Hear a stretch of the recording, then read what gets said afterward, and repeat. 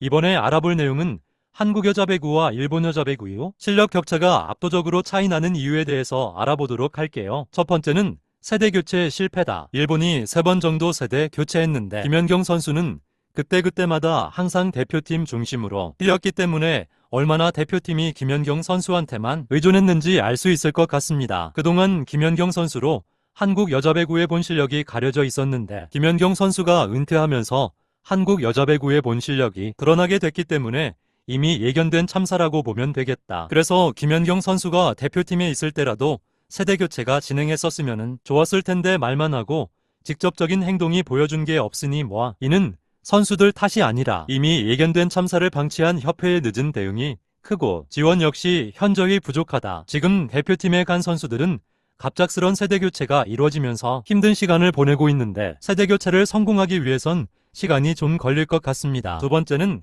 얇은 선수층입니다. 현재 여자 배구 고교팀은 20개도 되지 않으며 그나마도 선수 엔트리를 정상적으로 채운 학교는 더 손에 꼽을 정도다. 일본만 해도 고교팀이 200팀이 가까이 있을 정도로 차이가 갈수록 벌어지고 있다. 아무튼 이러다 보니 재능 있는 유망주들을 육성하는데 어려움을 겪을 수밖에 없다. 예를 들어 현재 맨 위에 프로 7개 구단이 있는데 우리나라 인구수 대비하면 많은 편입니다. 그런데 여기에 고등학교, 중학교, 초등학교 밑에 갈수록 얘들이 너무 없다는 것이다. 즉 올라올 사람이 없는데 위에만 넓기 때문에 선수층이 두꺼워지는 게 아니라 점점 얇아지는 것이다. 그래서 이 안에서 대표팀을 선출해내는 것도 어려운 편이고 그렇기 때문에 여자 배구 위기라는 말이 그냥 나오는 것이 아닙니다. 사실 여자 배구 위기는 꾸준히 거론되고 있었지만 그동안 김연경 선수 때문에 그 구멍을 잘 막고 있었는데 김연경 선수가 대표팀 은퇴함과 동시에 이제 그 구멍이 걷잡을 수 없이 공간이 커져서 이제서야 한 여자 배구의 본 실력이 드러난 것이죠. 세 번째는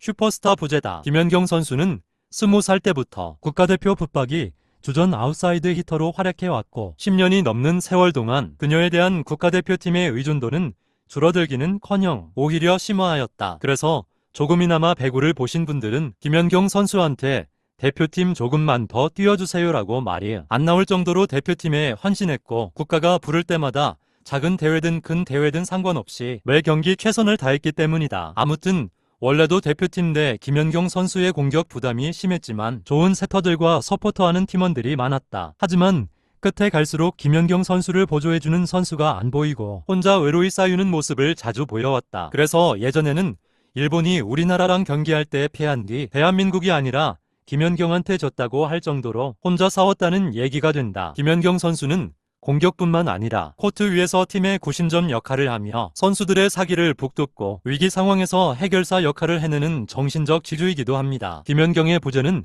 단순히 한 선수의 공백을 넘어 팀 전체의 분위기와 경기력에 큰 영향을 미치고 있는 것으로 분석된다. 네 번째는 선수들의 개개인 능력이다. B리그는 외국인 선수의 활약 여부에 따라 팀 성적이 크게 좌우되어 왔습니다. 많은 공격 포인트가 외국인 선수들에게서 나왔으며 공격 점유율 역시 집중되는 경향을 보입니다. 모든 공격을 외국인 선수한테만 몰아주고 나머지 선수들은 수비에만 치중하는 즉 들러리나 구경꾼, 보조 출연자 수준으로 전락하게 됩니다. 그래서 몰빵을 받은 외국인 선수는 점점 실력이 증가하고 수비 위주로만 받았던 국내 선수의 실력은 늘기는커녕 정체됩니다. 국내 선수에게 공격을 분담시키자니 잘하는 외국인 선수에게 집중하는 다른 팀에게 패배하게 되고 다시 외국인을 들여 올인을 따라하게 됩니다. 이렇게 악순환이 반복하다 보니 시간이 지나도 국내 선수 중에는 유능한 공격수가 나올 가능성이 줄어듭니다. 지금까지 외국인 선수들에게 의존하느라 수비에 치중된 국내 선수들로만 구성된 국가대표팀이 제대로 된 공격을 펼칠 리가 없어 보이며 무엇보다 김연경이라는 걸출한 스타 이후에 한국 배구는 눈앞의 승리만 바라봤지 패배를 감내하면서 국내 선수를 키우려고 노력하지 않은 대가를 톡톡히 치르고 있는 것이다. 연봉 문제는 여자 배구뿐만 아니라 막대한 연봉을 받고 있는 남자 배구가 더 심한 상황이다. 몇몇 선수들은 해외 진출을 꿈꾸지만 국내에서의 많은 연봉을 포기하고 낯선 환경과 적은 연봉을 굳이 감내할 정도는 아니기 때문이다. 무엇보다 배구를 더 잘하고 싶다는 열정을 가진 선수라면 설상 해외리그에 가서 주전으로 못 뛰고 벤치에 있더라도 거기에서 받는 훈련 프로그램이랑 환경을 적응하다 보면 시야가 트이는 게 당연하다는 점입니다. 일단 현재로 볼 때 남녀 모두 국제적으로 경쟁력은 상실했지만 국내에서 많은 연봉을 받는데 편하기까지 해서 많이 안 나가지 않을까 싶고, 국내에서 어느 정도만 실력을 받쳐준다면 실력에 비해 많은 연봉을 받고 있기 때문이다. 마지막 5번째는 구단의 이기적이고 고태스러운 사고방식이다. 한 구단은 2군 도입에 산술적으로 10억 원 정도가 소요된다고 하며, 배구단 운영비의 50% 이상이 인건비인 현 상황에서 구단이 당연히 돈을 써야 한다는 인식에 대해서도 생각해봐야 한다고 말했다. 사실 구단의 이러한 생각이 더욱 이해가 안 되는 이유는, 구단은 2부 리그도 1부 리그처럼 코치와 스태프를 충원하고 선수를 충원하면 상당한 돈이 될 것이라 판단하는 것 같고, 구단 버스도 늘려야 한다고 생각하는 것 같습니다. 2부 리그 운영을 1부 리그처럼 생각한다면 엄청난 착각에 씌여 있는 것입니다. 1군과 2군의 대우는 똑같이 할 필요도 없습니다. 다른 해외 리그 보면 1부 리그, 2부 리그, 3부 리그, 4부 리그까지 있는 데는 각각의 리그마다 처우가 당연히 다르게 주어집니다. 2부 리그가 꼭 필요한 이유는 새로운 선수를 더 많이 발굴할 수 있으며, 무엇보다 1년 내내 경기장 한 번 못 들어가는 선수들이 허다하기 때문이다. 외국 리그처럼 수준이 많은 선수들끼리 뛰는 경기를 보면서 선수를 발굴하고 저변 확대를 위해서라도 2군 도입이 필요합니다. 그리고 추락한 국제무대 경쟁력 강화와 배구 산업 확대를 위해서라도 2군 도입이 필요합니다. 2군 리그는